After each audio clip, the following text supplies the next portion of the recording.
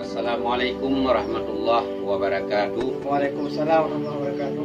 Pada hari ini saya sudah mengesahkan Nahlil Mukhtar sebagai KPM Mandiri di Desa Kampung Ketapang dari tanggal 21 sampai dengan tanggal 15.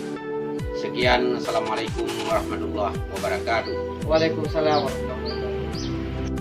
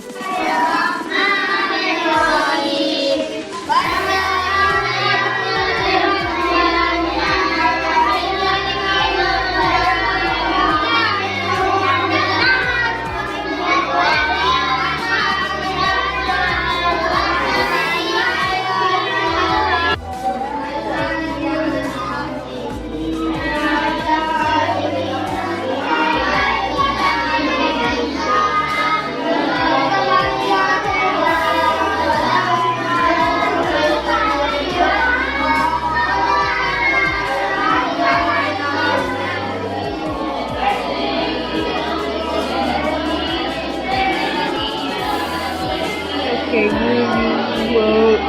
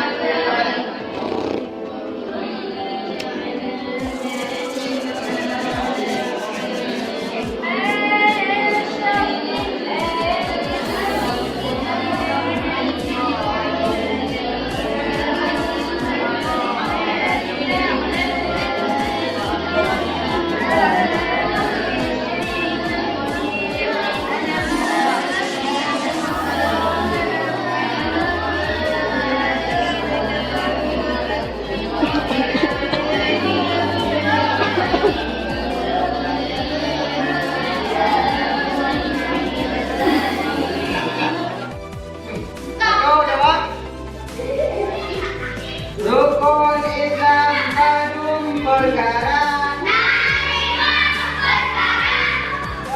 lima perkara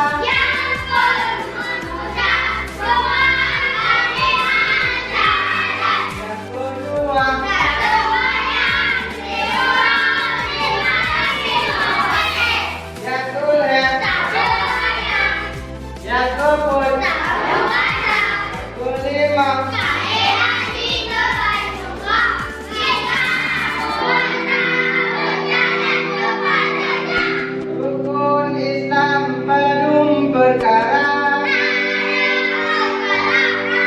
yang pun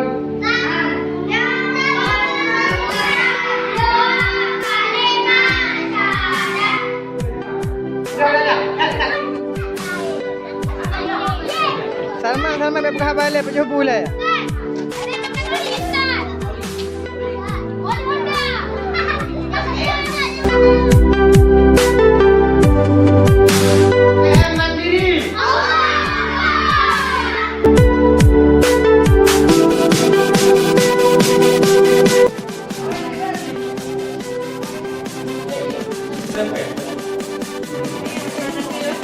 Yeah.